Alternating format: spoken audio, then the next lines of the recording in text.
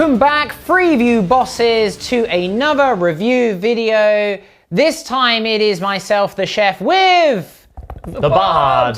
The Imperial Knight Bard. Imperial Knight Bard. Upgraded to Knight. It's quite thematic. Yeah, the Bard. I'm singing the praises of the Knight.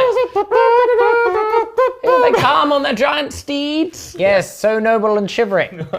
So, the Imperial Knights are here. Thank you, Games Workshop, for sending us this copy for review purposes. Sorry this one is a little bit later, but we didn't want to send too much content to you on the single day because there's too much to watch. So you've got a little bit of a break. You have a nice little midweek treat for you all. So on top of this, if this is your first time joining us, we will go through some big changes in the book in the top 5 categories, as detailed in the timestamps below. We also have another video over on demand right now, which is a top 3 units and combos video. So we look at some of the key units that we really like, some of the top combos that we really like that are available in this book. And that is not all, because we have, of course, a showing for the Knights available as well right now on demand for your viewing pleasure. So check that out. Come on, words. Good game. Very fun game, very silly. Over on demand now. And finally, if you really want the full detailed breakdown of this codex, go to our website and check out the Tactica articles available on there. They are completely free. The link is down below. Please go and have a look at them, because I spend several sleepless nights typing them up, hammering away at the and we go into a lot more detail in that than we will cover today. that extensively. Indeed. So let's kick this straight off with some of the changes to the detachment rules. Now, as you can kind of expect with 9th edition, most of these are quality of life changes, but for the Knights, there's actually quite a few. Yeah, there are actually. Yeah, they've changed not too much, but sort of cleaned a few things up, I think, to make it a little bit more streamlined. It's easier to be like, oh, cool, that's how that works now. Yeah. So you've got things like the agent, a Freeblade is an agent of the Imperium. You can soup him in again, for good or for ill. Soup seems to be back. You've got it's the clarification of how the super heavy works in terms of the numbers of armigers and the number of Questoris class that you have. Your towering foe, or unyielding knight, as it's now called, is enshrined in the book. So that's your models count as 5 models, or 10 if they're Titanic. Your armigers are obsec. So far, so standard. How your household traits work, so far, so standard. In addition, you have, of course, the pledges, the oaths that you make, whether it is to the Questor Imperialis or the Questor Mechanicus. These are similar to what they were, but they've been tweaked a little bit. They have, just a little bit, yes. Yeah, so Mechanicus now heals a wound in your command phase and gives you an extra wound, or 2 wounds if you're Titanic, which is very nice. Very nice. The Questor Imperialis is your +1 advance and charge, which does stack with other things now, because previously it didn't. You get +1 to your pile and consolidate, and you ignore modifiers to advance and charge. It's nice, it separates them a bit, I think, gives them their own little, kind of aesthetic, and kind of fits the theme nicely, and also just tidies those rules up, so you know what you're doing. And both of those will unlock various stratagems or relics later in the book. That's kind of it for the base detachment stuff. There's not a huge amount of changes there. It's kind of what you would expect or what you're used to. Where the big changes is in your code Chivalric. Oh, it's exciting. It's a really cool new mechanic, and I think it gives a lot of sort of extra rules to the sort of fluff behind the Knights, which is really fun. You kind of want a core mechanic for your army to be that exciting thematic introduction, I guess, and sort of settle them in the fluff. So essentially what it is that before a game in your list building phase, you have to pick 2 oaths, and these are sort of, I guess, traditional sort of knightly things you might do. They've got the kind of classic names of like Defend the Realm and like Lay Low the Tyrants and stuff. You pick them, and you gain honor points, which is a new system, which then over the course of the game allows you to access new abilities, or sort of, well, I guess abilities, would you say? Sort of extra buffs and stuff? It's extra rules for your army, as you'd expect with a 9th edition rule, if you're running your army as a pure army. The concept is nothing new. It does differ to some of the others, because this is picked in the army stage rather than pre-game. I know, because I think they revealed some of it on Warhammer, sort of mention it, and some people were saying like, it's not particularly like flexible games game, but it's an oath. Right? The idea, I like the code Chivalric is not flexible. It's not something you just, oh no, I'm not going to do that today. I feel like not following this this honourable oath of pledge that I've Do you know what Not me, lady. Not today. No, you know what? I refuse your favour. I'm not going to do it today. Not today. No, thank you. But yeah, principally, you have a table of honour points. You start honoured with one single honour point, and the more things you do based on your pledges or your oaths, then gain you honour points. But also some things, if you don't do them, can lose you honour points. So for example, a game we did recently, I took Defend the Realm and Refuse No Challenge. So you have to take 2 oaths. For Defend the Realm, for example, it was if at the end of the turn you control more objective markers than your opponent, you gain an honour point. But if you don't, you lose one. So it's a really fun mechanic in that you pick it in your list building phase. You need a bit of a plan of how you're going to do them. I think it's more than you controlled at the start of the turn. So it's actually easier than some of them are. Some of them I think the 2 I picked are probably the ones I'd pick most times. Because you'd have to have especially if you're picking the list building phase, you can't be so specific with them. So there's a few in here which is like, if you kill a vehicle, you gain an honour point. Okay, well, what if you come up against demons? Now, obviously, it works for monsters as well, but what if you come up against, they've only got the 2, you have to kill 1 a turn? Like, you'd have to make some odd decisions, which is... You've got to try and... I mean, everyone can look at them and see what they find works, but for me, Defend the Realm and Refuse No Challenge were the 2 I picked. But yeah, Defend the Realm, you've got to get those more objective markers, you gain a point. If you don't at the end of your turns, you're not on more objective markers than your opponent at the end of your turn, you lose a point. So there, you have to think about how you're achieving your oaths throughout the game to make sure you gain those honour points and keep your runner up, which is kind of cool. And it's one of those things where if you get into a position where you become dishonoured, which is at 0 points, bear in mind you start at 1. It's quite difficult to become dishonoured, and it's quite easy to climb out of being dishonoured. And when you're dishonoured, there's no negative effects outside of you just don't have a rule. Now, some of those rules are very good, and you're going to want to stay honoured.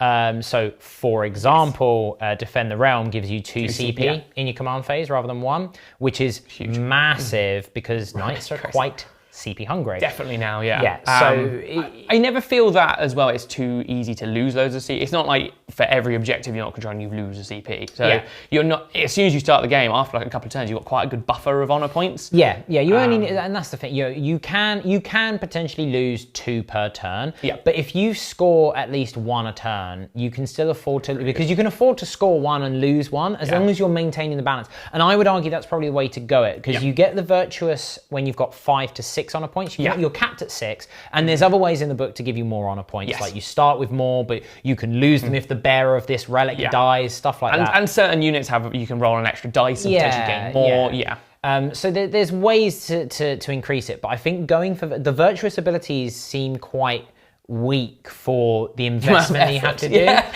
Barring Defend the Realm, because making your big Knights obsec is absolutely massive.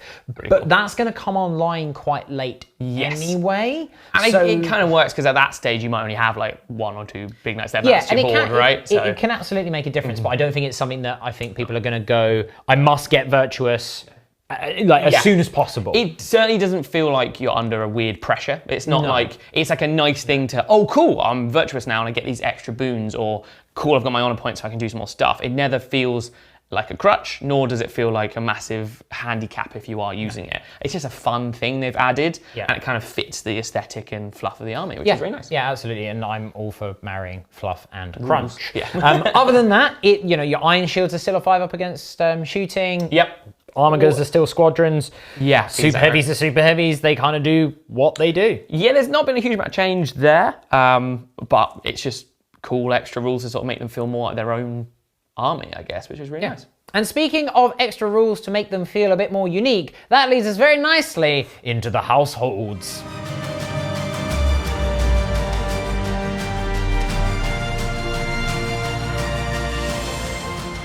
So the household.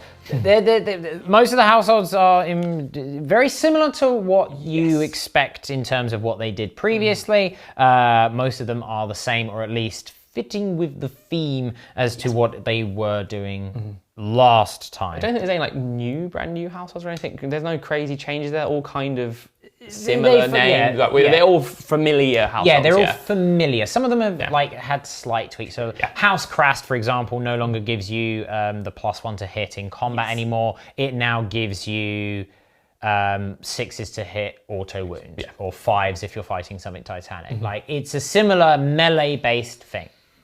So, on that basis, and of course, there's still an Imperialis house or a Mechanicus house, as you'd expect.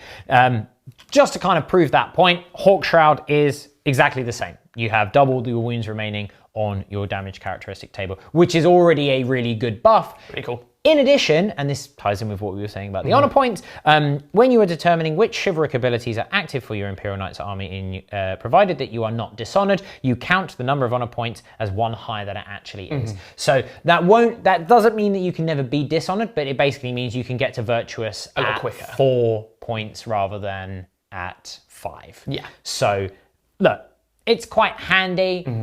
It might not come up all that often. It's just a nice little bonus for them. All of the households still have a stratagem, a warlord trait, a relic, as you'd expect. The House Hawkshroud relic is Angel's Grace. This has changed ever so slightly because previously it gave him a 5-up shrug against mortal wounds. It now also gives that to armigers within 6, which is very nice because mortal wounds are a big weakness for the knights. They also, so Duty of the Forsworn has changed slightly because previously I think it gave them rerolls against a targeted enemy. Now it's just you get +1 to hit all the time against it, which is functionally the same, just a bit quicker. You see kind of the quality of life improvements that are happening in the book. Streamlining, It's nice. It's very handy, and despite the fact that you've got extra rules, the other rules that you've got are just a bit simpler and to the point. And then you have Staunch Allies. So this allows you to do a heroic intervention, but it's a D6 + 6.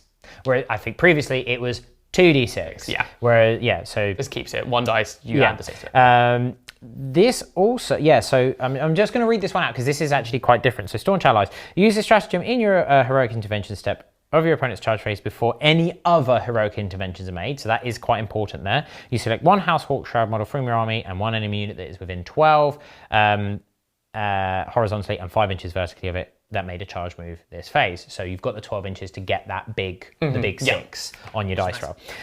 Your model is eligible to perform a heroic intervention, and when they make a heroic intervention, as long as it ends the move within engagement range of the enemy unit you selected, it can move up to 6 + d6. All other rules apply. And if your model successfully performs a heroic intervention, it fights first. Oof. So it's 2 CP, but previously that could only, I think it was like, it was 2d6. You didn't get fight first. You could only do it if someone else obviously someone else has to be in charge because you have to do it on someone that has made a charge move. So you can't use this to just yeet up the middle of the battlefield. You have to have it in support of someone else. But the ability to fight first, like all of that can catch people off guard. And you get a big knight and then another big knight crashes in. You just go, and we'll get onto that because they are no slouches in combat. So House Hawkshroud has received some nice little glow-ups. Some of the others have also changed ever so slightly. We won't go through all of them. But again, there's some nice boosts for them. Check out the tactical article. But you do want to talk about House Raven. Yes, I do really like House Raven. I think that, again, it's that thing of it's familiar, but with some slight quality of life changes. So they're still able to, they've got their household tradition, which is Relentless Advance, so they can advance and shoot their weapons, which is very similar to what they had before. It's just baked in now. They've got their Warlord trait is what I quite like though, which is Master of the Trial, which means AP -1 or -2 is reduced by 1. So it just makes you a little bit more tanky. Now you've got some little extra things with the house as well. That all sort of bakes into the fluff of the house, like it being Mechanicum and then getting the extra wounds and stuff. They suddenly feel a bit more different to their Imperialis cousins.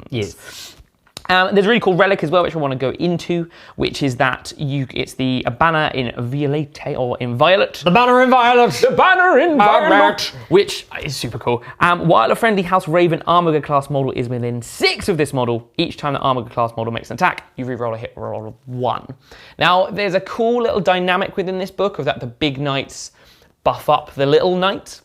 So you can imagine they're sort of, squires to the knightly champions of the realm. So I really like that relic leans into that a bit, and there's Bondsman's abilities, which we'll get into later. It's a little bit later. It's very cool.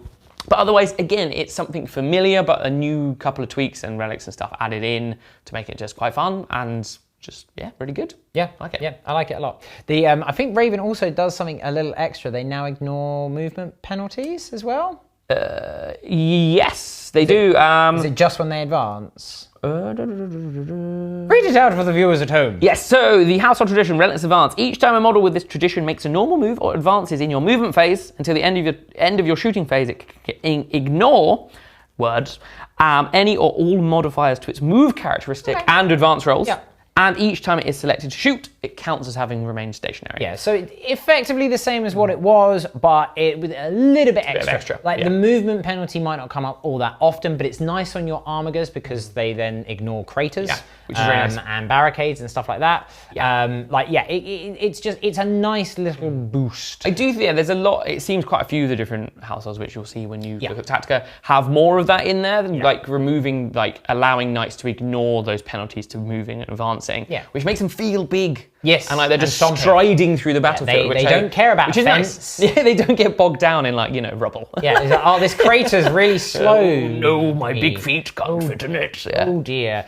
You then also have the martial traditions as well. Yes. We won't go over those. However, they are important if you're looking at free blades because you must take one of those. There is you only get one. You can't pick two anymore if you're building like a custom household. So you can't like double dip into certain abilities. The free blades have access. It's very similar to the Chaos Knights one if you've watched that. If you are a House Imperialis, you've got a choice of like 5. If you're House Mechanicus, you have a choice of 5. Free blades can pick any of those as well as from their own unique list. And each one has to be different for each free blade in the army. But like I say, we won't. There's some cool things in there, like you get pluses to hit. There's a few which are, I think there's like +1 save against damage 1 weapons, things like that. There's one in particular which we'll get onto when we do one of the combos, which is the strike and shield, but we'll go into that separately. We'll come back later. We'll come back to you. Come back to you, indeed.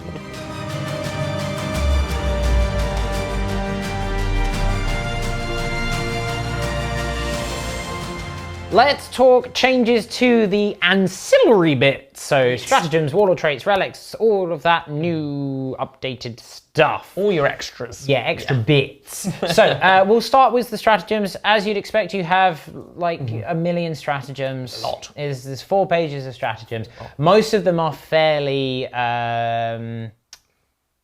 what's the word I'm looking for? Situational. Yeah, there's a lot of situational stuff. So there's particular against certain foes. There's some very cool ones like trophy claim. Like if you kill a Titanic unit, you get like bonuses. Like he counts as virtuous for the rest of the game. But I mean, you're killing a Titanic unit. I think there's more as well because some of them are split between Imperialis and Mechanicum as well. So they will unlock. Doubles up a bit. Yeah, certain things. So a few big changes to some key stratagems that existed. Full tilt is now just auto advance 6 or 9 for an armiger. It no longer gives you advance and charge. Yes, there is a few ways to get advance and charge, but that is not one of them. Rotate Iron Shields is another big change. Noble Sacrifice is now on automatic explosion, but it's once per game and costs you more depending on how big the knight is. You know, these are all kind of, you know, so Rotate Iron Shields. Rotate Iron Shields is 2 CP on a big knight now, rather than 1. I mean, it's kind of, it becomes kind of moot when it's, say, Defend the Realm, you're getting 2 CP at 10. Yeah. Nice. You're generally always going to take Defend the Realm so that you can rotate Iron Shields every turn, basically. It's quite nice. And there's a couple of new ones, or at the very least, changed ones enough so that they're different enough. So calculated targeting is a big one for me. So this is one of the most expensive stratagems in the game. It costs 2 to 4 CP. Depending on your weight class, so 2 CP for an armiger, 3 CP for a Questoris, 4 CP for a Dominus. Yes, this means that technically... forgive me. It's 2 CP for an armiger, 3 CP for a Questoris, or 4 CP for anything else. So if you've got the Carastus Forge World stuff, which we're not going to talk about here, because guess what? They're not in the Codex, guys. It would cost you more. But what it is pretty gnarly. So it's Mechanicus only. When you do it in your shooting phase, and every time they shoot on an unmodified wound roll of a 6, it does a number of mortal wounds equal to the damage characteristic of the attack instead of normal damage. Ooh. Yeah. Ouch. That has the potential to be so horrifically powerful. It could also do absolutely nothing. It's super swingy. But man, you do that on like a Crusader. It who's swings got, the right way. Here's my battle cannon with damage 3, and my thermal cannon with damage D6 plus 2 mortal wounds, or the 6 to it. Yeah, right, sure, why not? Sure. All right. Even like your heavy stubbers, just doing a mortal wound just here and suddenly there. you can punch through stuff just really quickly. Hence why it costs a lot of CP. Yeah. That is an absolutely bonkers one. It's right. It's become. I mean, fine. Sure. It's very expensive. I can see that being errated at some point down the line too. You pick one weapon and maybe reduce the CP. But as it stands, it's wild. Yeah, especially on a Crusader or something like that. If you're rolling hot now, it's shooting phase only. You can't do that in combat. But yeah, I mean, it's crazy. It's absolutely crazy. There's a couple of other interesting ones. Yeah, as one of my favourites, which I think is a new one, is like I think it's called Martial Prowess. Yes, and essentially it gives you a +1 armor save in combat. Yeah, and you can just do it whenever it's targeted. So you can choose. Okay, a knight's been targeted as attack. Play a CP, and I think it's 1 CP. I think it's just flat 1. I think it's 1 CP for the little ones. Where are you? Where are you? Where are you, boy? Martial Prowess. Yeah, 1 CP, 2 CP for the bigger knights. Yeah. But yeah, you just get +1 armor save. Yeah, which is big help to knights in combat, because that is where they tend to suffer. Yeah. If all of a sudden you go, well, I'm AP 1, you go, great, I've still got my 3-up save. Yeah. You go, here's my Thunderhammers, a classic for killing knights. You suddenly go, well, I've still got 4-up save. Yeah, and if you've a got unit of Thunderhammers is still going to do the business, Absolutely, but you've now actually got a much better chance. Yeah. So yeah, look, it's a really good. And like you said, with that in Raven, if you've got something that's reducing AP 1 and 2 by 1, and suddenly you whack this on, all of a sudden you go, yeah, I'll have that. Saving on 3s against Thunderhammers. Yeah, it's nice. That's nasty. That's a really nice one. That's a new one. A sorely needed boost for the melee, for sure. Yeah. A few of the others are still the same. Like Machine Spirit Resurgent is still there. Valiant Last Stand is a new one. I will touch upon that one. That's very good one, actually. Because basically it's fight on death with a knight. You have to be Questor Imperialis, because obviously you are the more noble, and you do count on your bottom bracket, but still. I mean, sometimes that, you just go, you need. Well, I mean, look, here's my 4 attack. I'm only hitting on 5s, but it is a chainsword. And especially if you've got a knight that's like limping around anyway, you can send it into combat. If it dies, great. If it dies, it dies. Yeah. I mean, I'd probably noble sacrifice. Yeah, I mean, first. you do have to pick one or the other. You can't do both. Yes. It does specify you can't have exploded. Yeah, because auto-exploding knights is crazy. There's a reason why. It's so it does give you a bit of choice between those two. But in the right matchup against certain things, it can be really clutch. Yeah. So yeah, the stratagems are as they are. Yes. We then go over to the Exalted Court. So this is your paid upgrade abilities. We will touch upon the Bondsman ability just quickly. Yes. Just because this ties into the Bondsman abilities. So effectively what it is every big knight, apart from the Dominus chassis, so your Castellan and your Valiant, and your Preceptors, have what is a Bondsman ability. I believe they've showed it on Warcom already. Yes, I think they have, where basically you pick a friendly armor go within range, I believe it's 12, and then they get an ability. If you are Honored or Virtuous, they also get -1 damage. That alone is incredibly good, let alone the extra abilities they get. And regardless of which upgrade you pick in the Exalted Court, as long as you are Honoured or Virtuous, so the Honoured points are quite important because they keep a lot of abilities active, you get to do it twice. Now, the minute you do a Bondsman ability on one, he can run off and do his thing until the next command phase. But they don't have to stay next to each other. It's like an aura. You just go, you do this task. You've been given your duty. Off you pop. You go. But if you do another Bondsman ability on the same night, it doesn't stack. It immediately replaces it, so you can't like make some super armor. So regardless of which one you pick, you have to be a character. Like you must be a character. The only way to be a character is for them to be selected in your Traitorous Lance or upgraded with a Warlord trait. Giving them a relic does not make them a character anymore. So you have to watch out for that one. Knights players. Yeah, you can use this pay the CP to make another knight a character. So you can have 2, but they have to be characters. So you're not spamming these. You're not taking more than 3, maybe even 2. To be honest. They can be quite expensive, but their buffs are very good. Well, we won't go through all of them, but there's 5 for Mechanicus and 5 for Questoris. We'll just pick the our sort of top pick. So I mean, what's your fave? Well, the one I've used the most so far. There's one I'll go into separately on the combos, because I think it's got some potential. But Master of Justice, really cool name. Yeah. But second, it allows you as standard to take another martial tradition. Which is so nice. suddenly you can have a knight that has your household tradition, and then also one from the set group of traditions. Yes. So suddenly you can get a big knight that has an extra bonus. And it gives you a lot of flexibility on certain nights to be able to fill multiple roles or do multiple things, which is quite nice. Yeah. So, for example, because that's a Questor Imperialis one, that you might want to go, well, this guy's going to be getting up close and personal. Yes. I'll give him frontline fighters. It gives him +1 strength to all of his ranged attacks whilst within 18.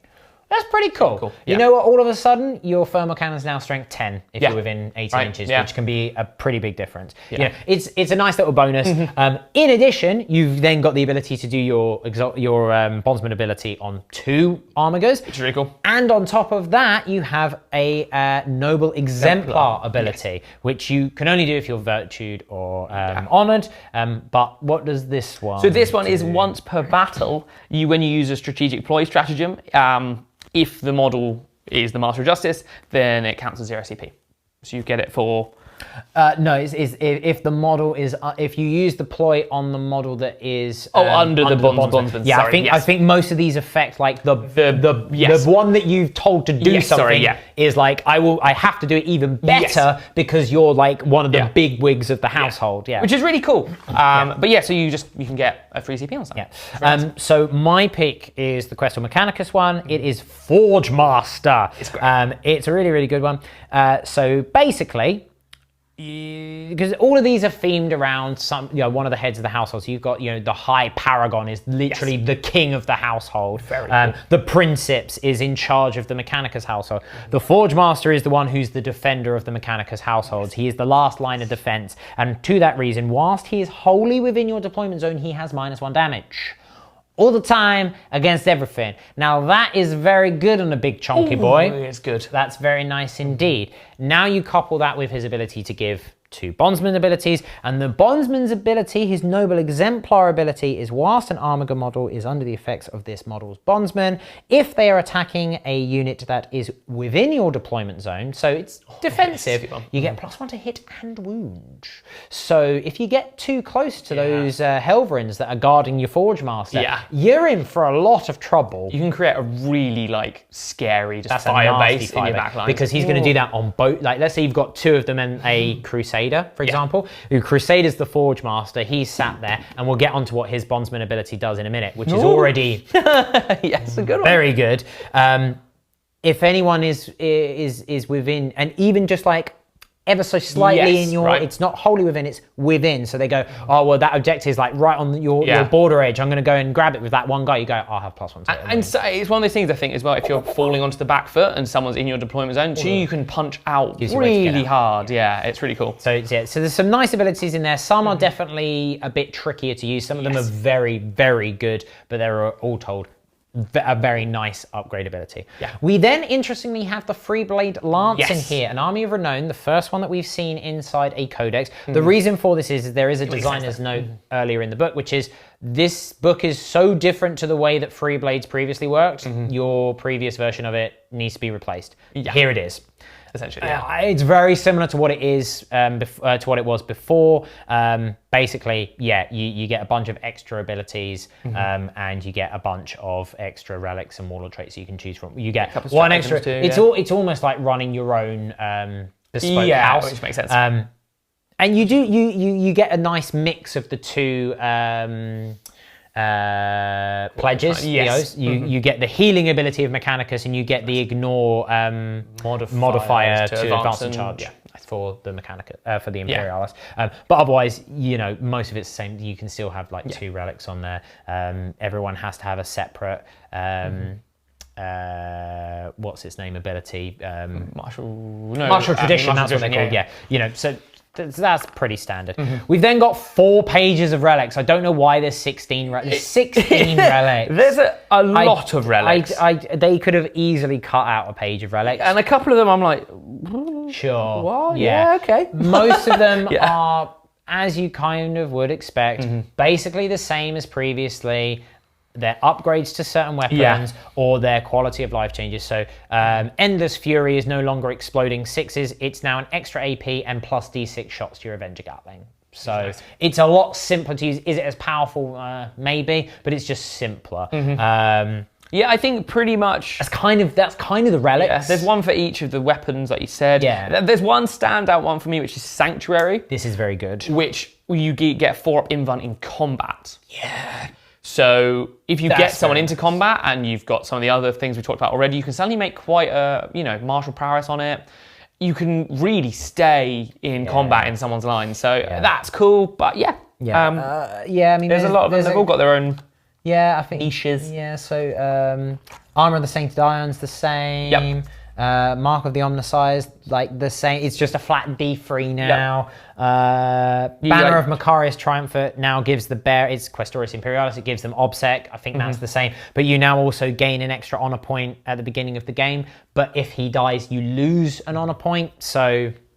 Yeah, 6 of 1. Yeah, Traitor's Pyre, Call's Wrath. Yeah, Paragon Gauntlet. They're all here. They're all kind of here and kind of following the theme of the book. They're basically, if you can imagine the 8th edition version of the relic, it's basically that just slightly tuned up to meet the needs of the Paragon books, right? I think Paragon Gauntlet is slightly different. So now if you roll a 6 to wound, you ignore invuns, which is pretty funny. Yeah. Because now all of a sudden you go, cool, here's my Paragon Gauntlet. Here's my, I'm strength 8, -4, 9 damage. I rolled a 6, there's no invuns. Yeah.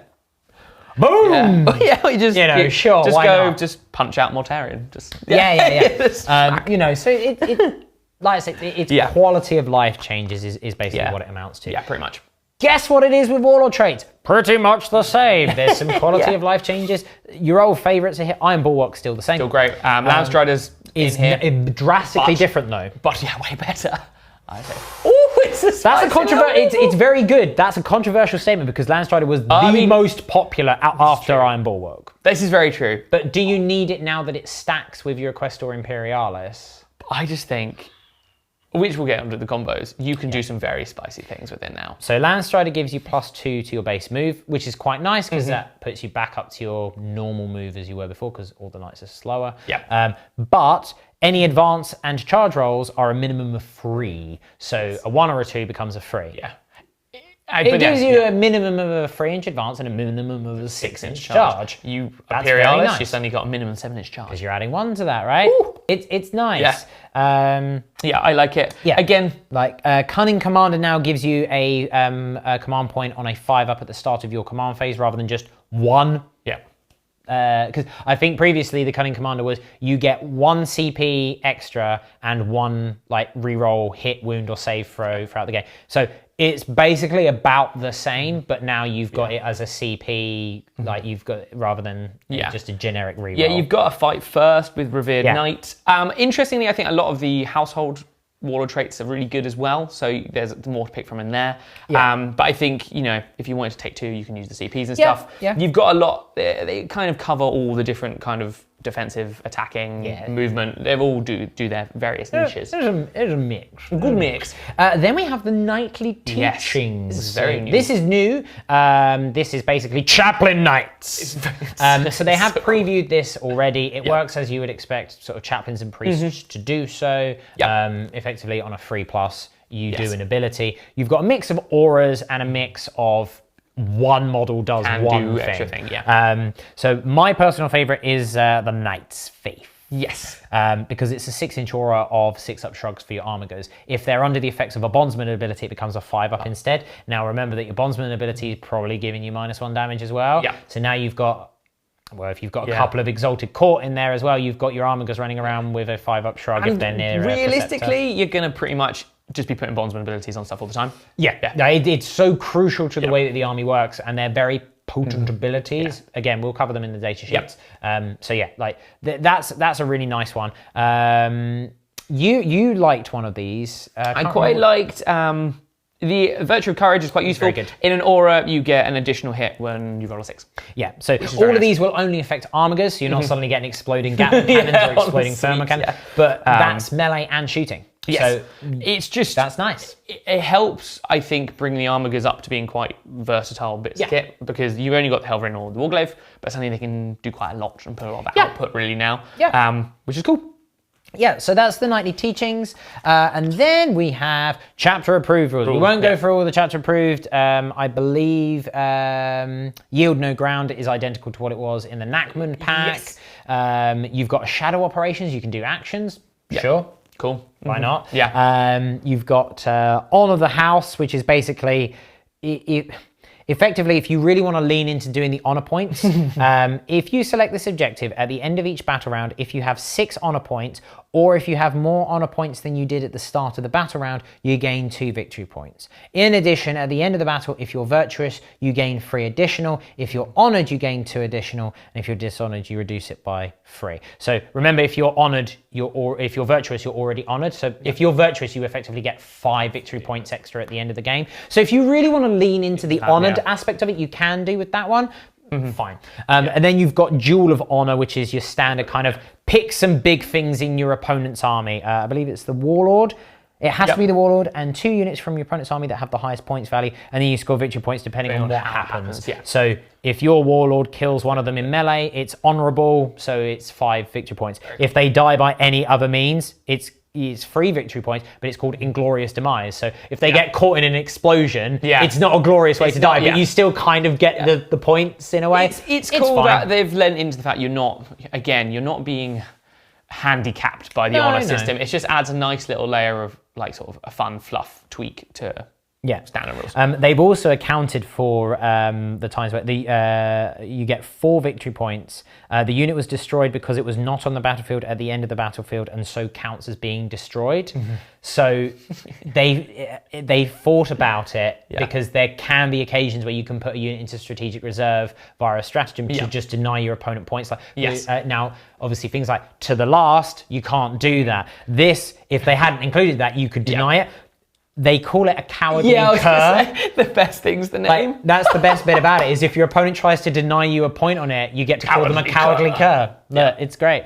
So that's kind of all the ancillary stuff. There's always a lot to go through with those, so apologies we've not gone into it in massive amounts of detail, but there's a lot to cover, and I've already typed it all up. So next up is the data sheets themselves. Yes, indeed. Not much in the way of changes, but we're going to start talking about those bondsman abilities in much greater detail because they are juicy indeed.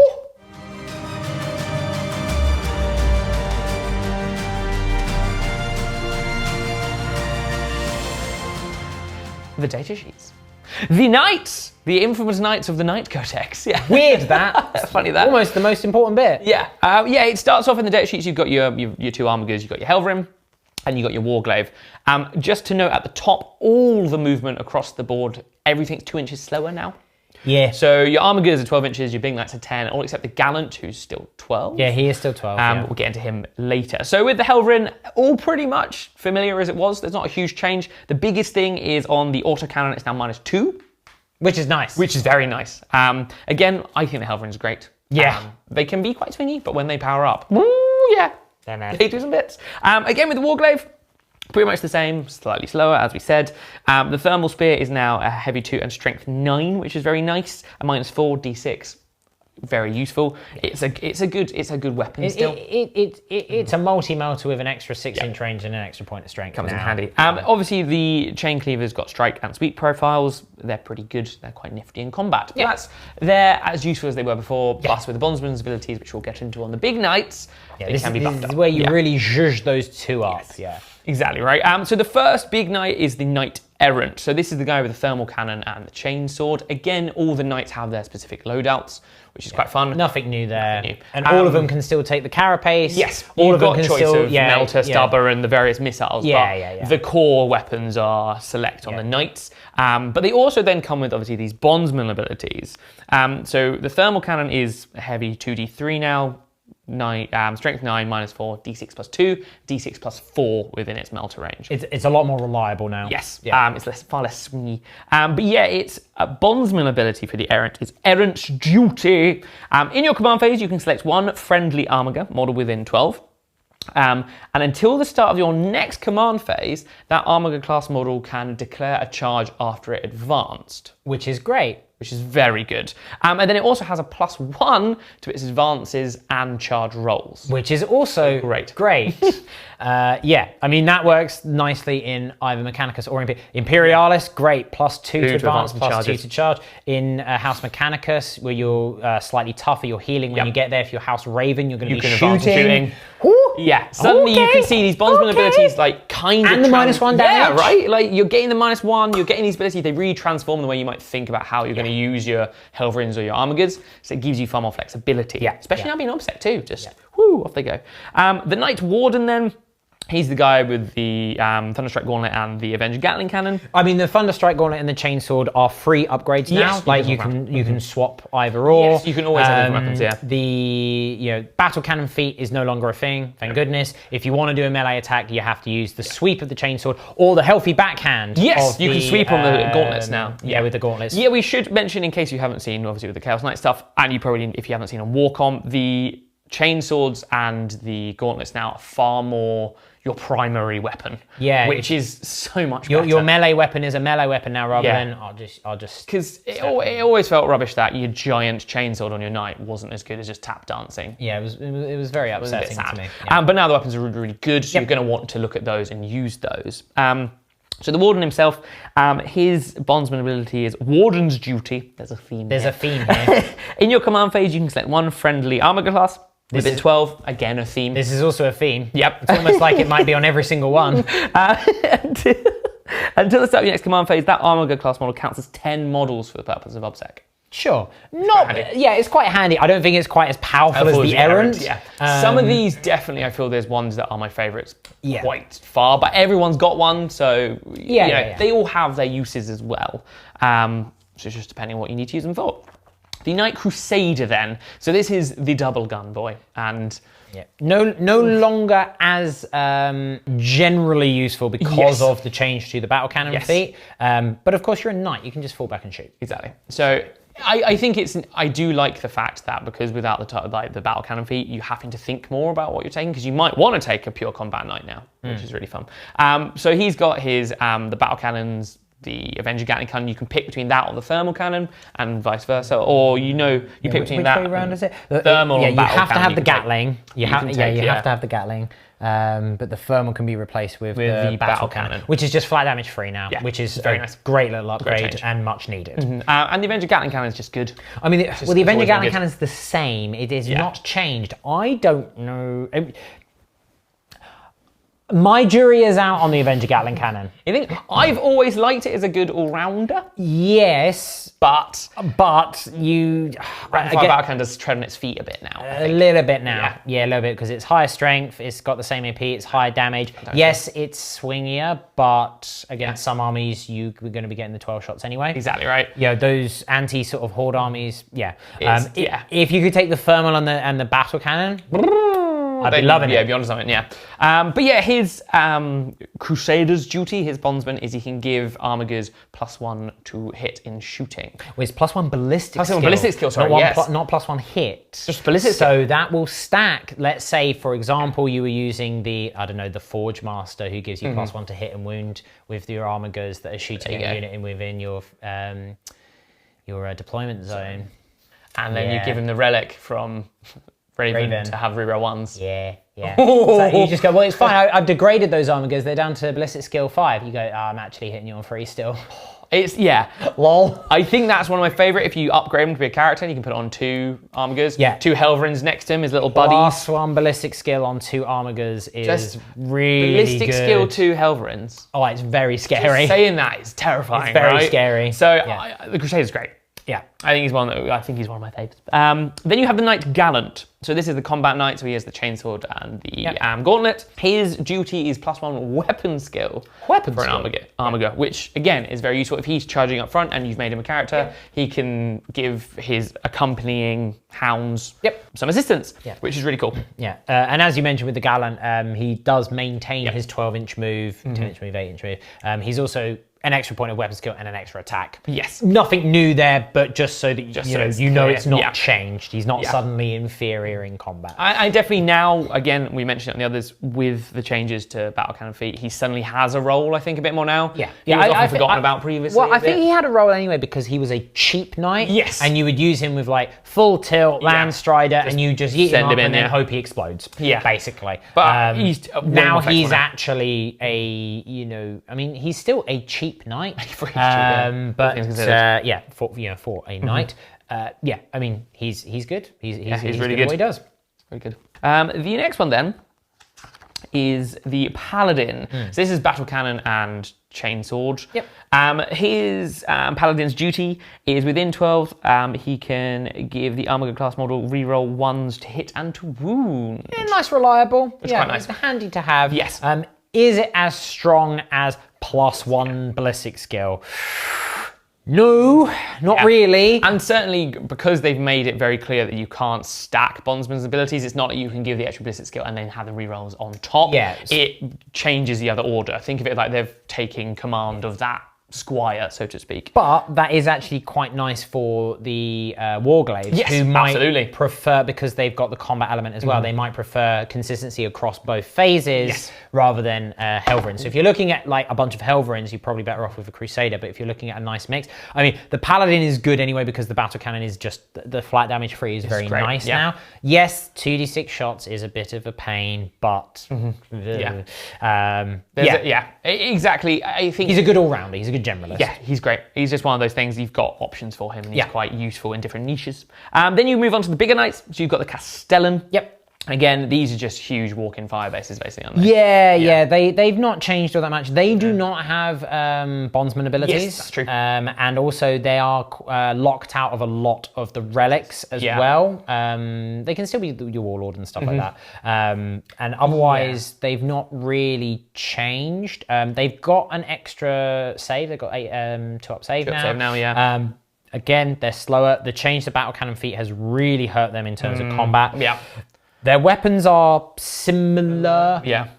There's not a huge amount of change there. No. I mean, the Plasma Decimator is now strength 8 -4 damage 2 blast, or strength 9 -4 damage 3 blast on the overcharge, but you take 2 mortal wounds.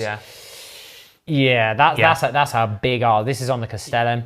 And the Volcano Cannon, heavy D3, strength 16 -5 damage D6 +8 blast. The problem with that is if you do the math on it, you might kill a rhino every other turn. I think that's the thing, right? I think just lame. I always find these ones are more suited to fighting knights, almost, if you know what I mean. Yeah. And I think that's a bit. If you got knight v knight game and your opponent brings a Castellan and you don't, you kind of go, this is gonna sting a little bit. But yeah, in terms of all-rounder lists and putting lists together, I haven't necessarily been drawn towards them as much. I understand that. I think their time has in the sun has gone. The Valiant is much the same in that regard. I don't think you're going to see them outside of mad lads who are running them. I will run one at some point because they're fun. You still got the big old harpoon. I mean, it's got an 18-inch range now. Fear it. Fine. It's fun. They're fun. They are really cool. They are super fun. Then we've got the Knight Preceptor. Yes. Now this is an important one here because the Knight Preceptor doesn't have a bondsman ability, but he then gains the mentor ability, or the mentor keyword, and essentially that gives him access to the knightly teachings. So he becomes your knight chaplain. Which has a sentence. Knight Chaplain. It's very cool. Knight Chaplain. These are equipped with the Las Impulsor, which is, I think, the kit with the Canis Rex has the... it's that really cool, diagonal laser cannon thing. That is significantly different now as well. I say significantly different. It's different enough.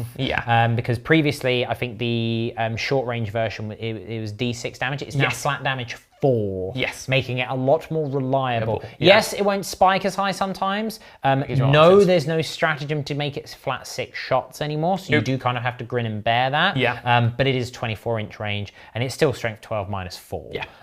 It will do the job. It is still quite nasty. It's a good all-round weapon.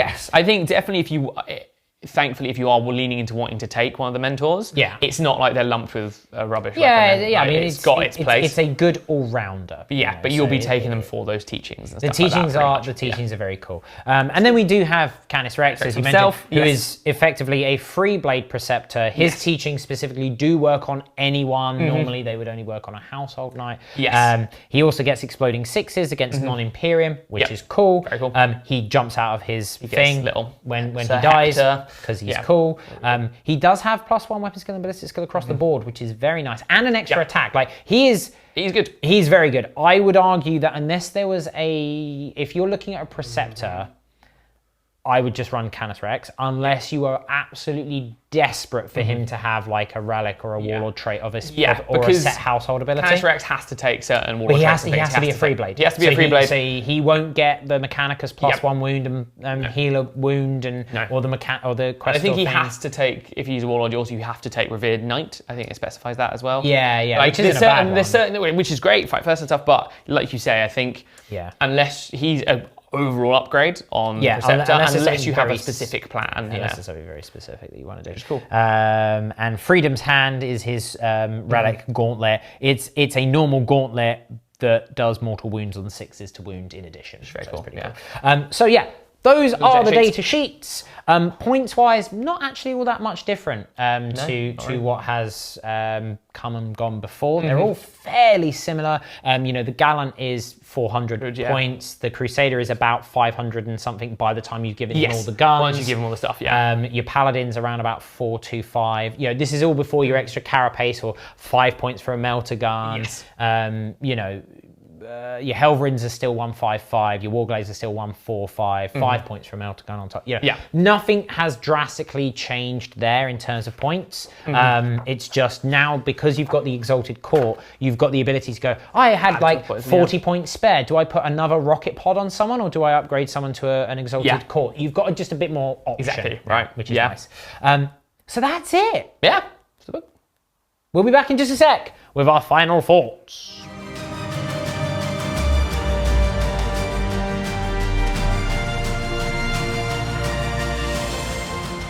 And so, final thoughtage. It's a good book. It's really good. I like it. It's really nice. It feels as balanced as Knights can be, which they are a swingy, skewy army. There will be games where you will have a bad time against them. There will be games where your opponent has perfect counters to your knights and you go, I have no knights left at turn 2. That is unfortunately the nature of 40k and this kind of army. Well, when they power up hard. But they feel fun to use, and they don't feel as oppressive as they used to. I know that they've not been oppressive for a long time. Yes, I know, internet, blah, blah. Look, my point is the book itself feels both well-balanced, like fairly well-balanced internally. There's a few duff choices, but there always will be. Not everything can or nor indeed should be competitively viable. And it feels well-balanced against other balanced codexes. I'm going to throw that out there now. This is not beating NIDS. No. It's not beating, Craftworld Eldari in the hands of a really good player. It's just... That just proves that codex creep doesn't always happen. Like none of them have got... We're not looking at the book going, how has what's going on here? Why all of a sudden does a knight have 80 wounds and 2 up invulnerable save? I think that's what people were expecting because codex creep will make them impossible. I think they're really fun to play as, and I'm really glad they've lent into giving them a real identity of this knightly vows and the idea of you have almost like a knight with squires. And I think one of my favourite things, obviously if you haven't, go check out the Chaos Knights thing, is they've separated them a bit more. They feel very different. They feel like independent armies that have very different objectives and lore and stuff and rules to match that. And I really like what they've done in this book and how those rules work. They're fun, but also they're not going to break anything, so to speak. I don't think they're going to break anything. They're going to have good matchups, they're going to have bad matchups. That's not an inherent problem of the codex itself. No. That's an inherent problem of this kind of an army. This is what I mean. They're a really tricky one to balance. Like I've seen sort of, rumblings online of what people would do to improve knights. And, I've seen things like, I would give them all a 2-up save and they'd have a 5-up invuln in combat all the time and a 4-up invuln against shooting and -1 damage and reduce all AP by 1. And you go, cool, you're going to pay 800 points for that. Like this is the problem. It becomes that horrible balancing act of, yes, there are going to be times where it feels like they are made of paper. There's going to be times where your opponent just tears their hair out because they cannot deal with them. It works both ways. I think they've got them just right. Yeah, because I like the fact on that point when there's always moments when you feel like, oh, the knight's just fallen apart. Yeah. But there's stratagems in here that allow you to sort of, if you've played right and you've been conservative with your CP and you do it at the right time, you can kind of prevent that feels bad moment with good plays, as opposed to it being like, oh, well, he's gone now. Yeah, you know I know he's dead. There's ways to get a 2-up save essentially when you add all the stratagems together, but you're not just base, oh, I can't. You're just not like, I'm invisible. Yes, okay, I will admit that them being wounded by things like lasguns is still stupid. Like it wouldn't have hurt for knights to have had a rule of like, strength 3 and below can't hurt them. Because there's not much of that in the game at the moment anyway, but that's just more like, that's one of those things where you kind of go, is that a necessary rule? No, not really, but it would have felt nice because it doesn't feel correct that they can get hurt by lasguns. But then also at the same time, that creates a bad feeling for guardsman players or elder players who have like got a strength 3 in combat, who then go, I just can't do anything. I can't do anything against you. So again, it swings and roundabouts. Like you've got to look at it from that perspective. I think in terms of like Codex balances, it's like it's there with like your Death Guard, your Sisters, in terms of your Necrons. In terms of how the army, it feels like a balanced army. I could be very wrong, and someone's going to like absolutely create some horrible monster and break the list, and it's going to storm over events and stuff. But I don't think that's going to be the case. It feels, like I say, it feels well done, well designed. So I'm happy. It has a thumbs up from me, which, if you... A 4 J's out of 5. Oh, that's a 4J. Okay. Yeah, a 4J. Maybe 4.5, actually. I really liked it. The extra half is for it feeling nice and balanced. I see. Just good. That's well done, you. Good work. You did it. Pat on your back. And then he turns around and steps on my... crushes me. Like, don't want it, please. But it won't be as bad because the battle cannon feet have now been... So, what do you guys think? How are you finding the new Knights Codex based on the reveals and the reviews and the games that you have been seeing? Let us know in the comments down below. Please do. Keep the hobby chat going and the hobby love continuing. Let us know your thoughts. Yes. And if you have not done so already, thank you for sticking with us this far. Make sure you hit that like and subscribe button. It really helps us out, ensuring that we can continue making all this wonderful content for you lovely lot at home. Exactly. But until next time. I have been Chef. You have been Bard. Yes. You've been Bosses. We'll see you next time. Bye-bye.